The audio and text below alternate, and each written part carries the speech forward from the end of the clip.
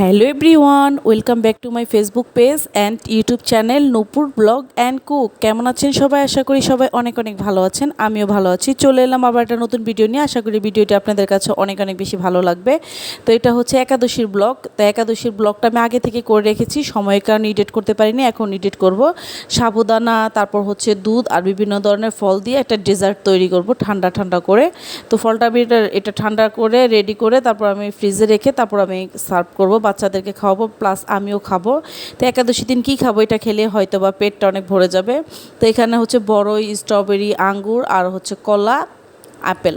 তো এগুলো নিয়ে আমি সব কেটে রেখে দিয়েছি সুন্দর করে। আর এখানে হচ্ছে দুধটা আমি ঘন করে দিয়েছি। এখানে কাস্টার্ড পাউডার দেওয়া যেত, যেহেতু কাস্টার্ড পাউডারের সাথে আটা বা অনেক কিছু মিক্স থাকে, কারণ আমি কাস্টার্ড পাউডারটা দিলাম না।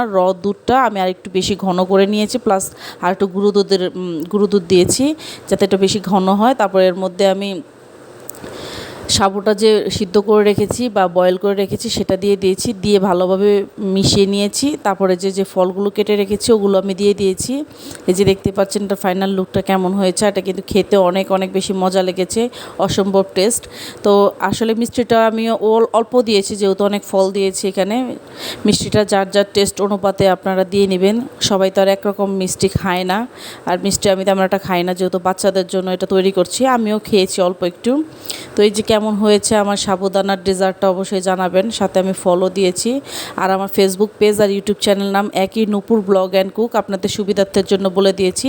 যারা ফেসবুক থেকে এই মুহূর্তে আমার ভিডিওটি দেখছেন, প্লিজ আমার পেজটা একটা ফলো দিয়ে যাবেন। আর যারা ইউটিউব থেকে দেখছেন, আমার চ্যানেলটি লাইক দিয়ে যাবেন, সাবস্ক্রাইব করবেন, শেয়ার করবেন, অবশ্যই ভুলবেন না। কে কোথায় থেকে আমার এই ভিডিওটি দেখছেন ওভারঅল আমাকে জানাবেন আমার ভিডিওটি কেমন হয়েছে, ভালো মন্দ।